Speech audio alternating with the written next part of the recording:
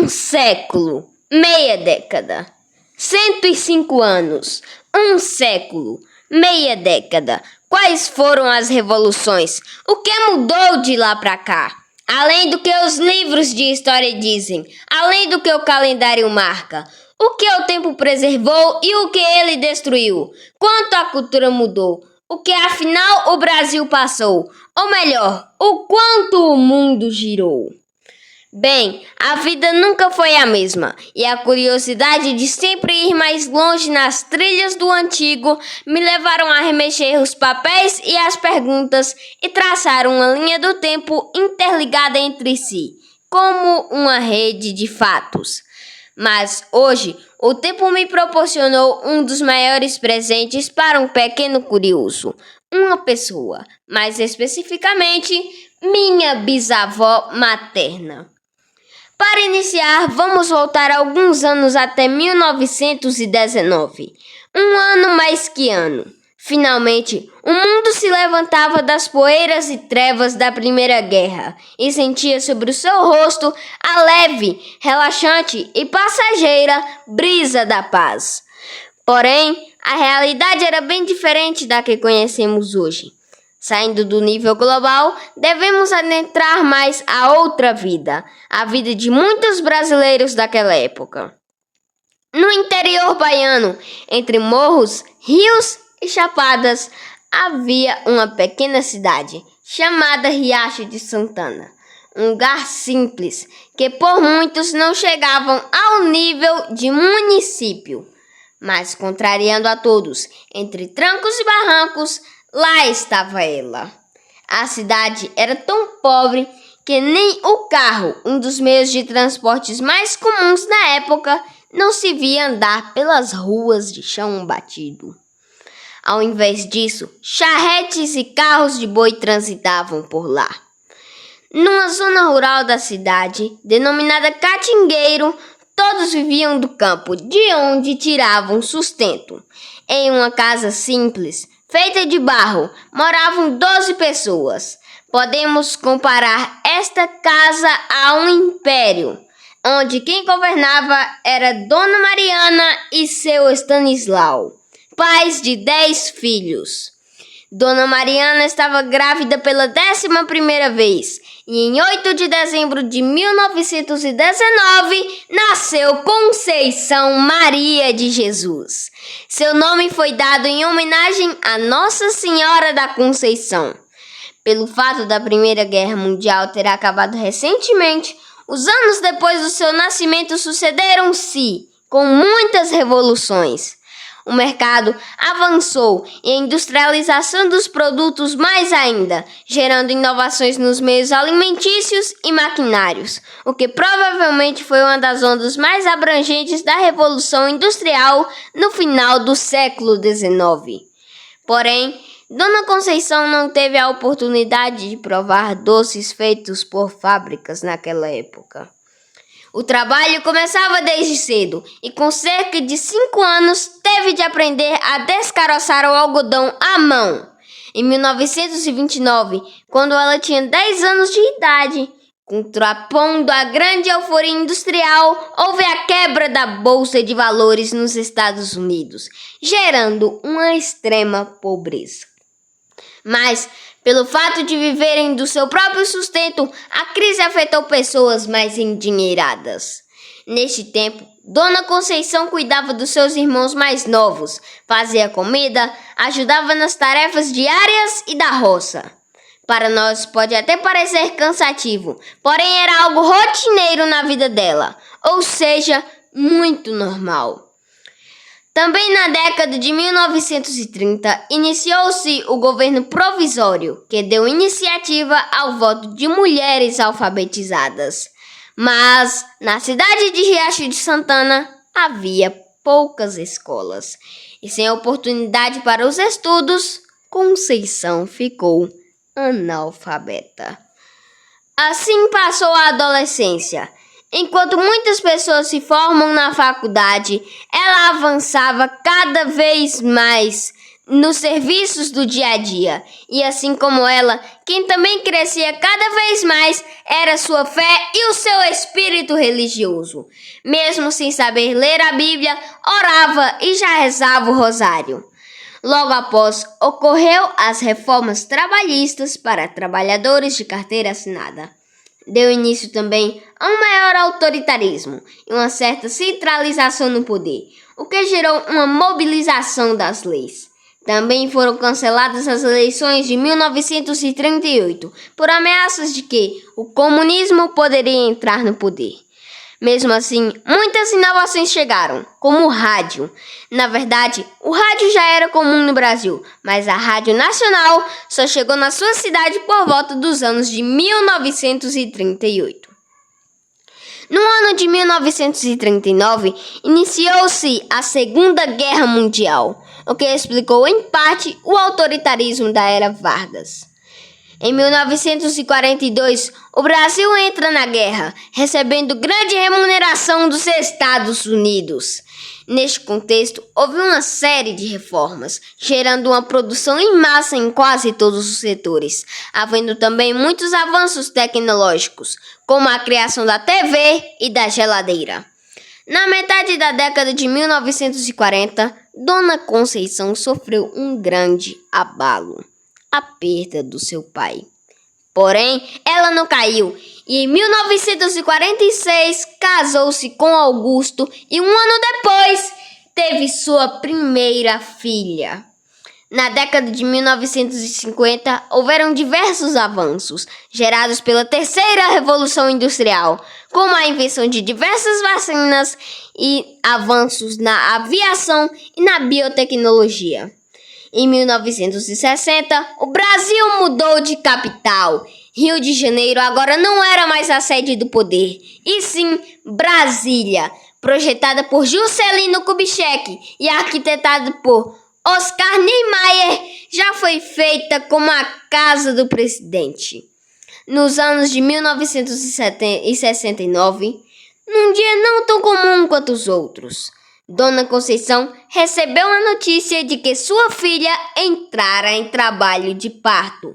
Mais uma neta estava chegando ao mundo. E naquele momento de apreensão, inquietação e medo, e na ausência de uma parteira e sua filha sentindo contrações, ela percebeu que necessitava estar lá, sempre como um feixe de luz na escuridão. Mesmo sem nunca ter feito um parto, ela precisava agir, e agir rápido. A sua neta tinha pressa de chegar. Sua filha demonstrava preocupação. Foi neste momento que Dona Conceição amparou a filha e aparou a neta, tornando-se parteira. Com uma capacidade natural surpreendente, Dona Conceição ganhava mais uma neta e mais um dom, e o catingueiro uma nova parteira. E enquanto acontecia esse avanço enorme na vida de Dona Conceição, o mundo também passava por um grande progresso. Pela primeira vez, o homem pisou na lua. Além de agora parteira, ela também tecia e fazia toalhinhas para bebês que passavam por suas mãos. Nessa época, cresceu um movimento feminista no Brasil, causado pela ditadura militar de 1964. Todos ficaram em polvorosa, apreensivos.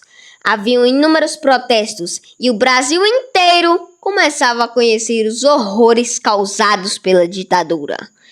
Começaram também grandes movimentos musicais e artísticos, pois a população queria um país mais contemporâneo, assim como o resto do mundo. E enquanto muitas pessoas sofriam, Dona Conceição também protestava, mas de outro jeito.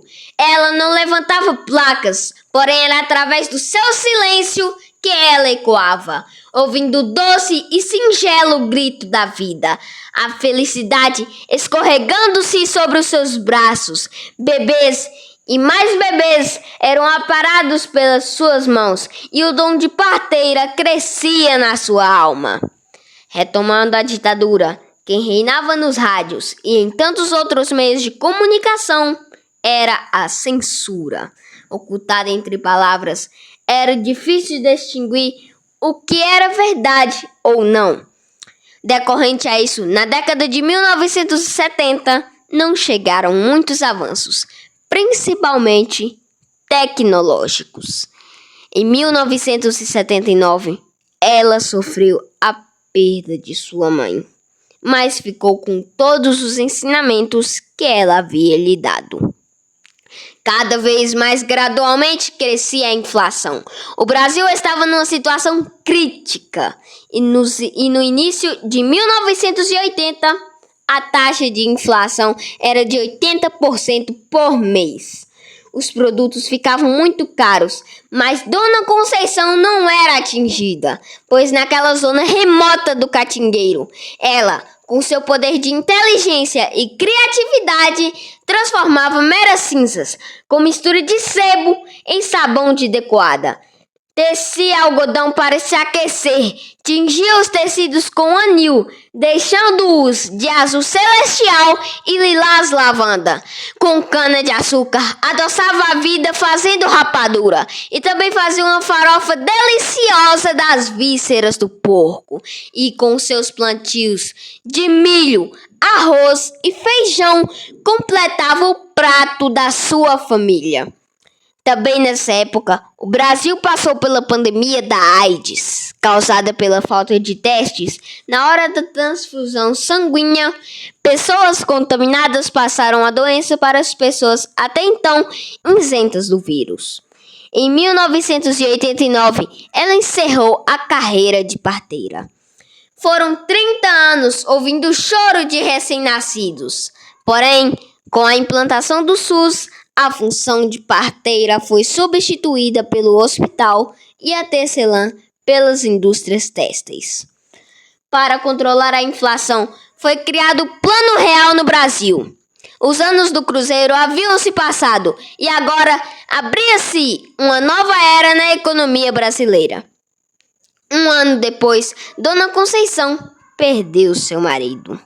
Foi uma época muito difícil. A partir disso, ela passou a viver na cidade com um filho seu. Afinal, a década de 1990 foi marcada por mudanças radicais na vida dela. No início dos anos 2000, chegaram às cidades mais pobres os primeiros celulares. Também nessa época, sem conseguir o salário da aposentadoria, ela recebeu o amparo de idoso. Como agora vivia na zona urbana, passou a frequentar a pastoral do idoso, muitas missas e encontros religiosos, fortalecendo ainda mais a sua religiosidade. Em 2004, sofreu uma das mais trágicas perdas. O seu filho morreu de uma queda de um pé de manga. Os anos se decorreram e a tecnologia avançou muito, e em 2016, perdeu mais um filho. Agora de infarto. Foram provavelmente as maiores dores que ela sentiu na vida. No ano de 2019, Dona Conceição completou 100 anos de vida e 2 meses depois, o Brasil e o mundo passaram por outra pandemia, a da Covid-19. Um momento de imensa tensão. Podemos comparar essa época a uma guerra contra algo microscópico. Foi um verdadeiro terror. Cerca de 716.240 óbitos foram registrados apenas no Brasil. Um isolamento quebrou laços sociais, afetando profundamente e severamente a vida das pessoas, principalmente os idosos. E lá estava a questão: como escapar dessa? E se escaparmos, bem, mas e os outros familiares, parentes e amigos? Campos de futebol foram transformados em hospitais. Ocorreram os maiores lockdowns já vistos. As escolas fecharam na esperança de voltar em 15 dias. Porém, a pandemia acabou 3 anos depois. 3 anos sem mal poder sair de casa. Medo. Restrições e mais restrições, e a incerteza de uma vacina. Porém, diante de tanto caos, Dona Conceição estava bem, pois já tinha vivido um século, o que lhe fez veterana em aguentar com firmeza os momentos difíceis. Enfim, mais de um século. O brasileiro tem uma expectativa de vida de cerca de 80 anos, mas Dona Conceição mostrou que isso não é uma regra.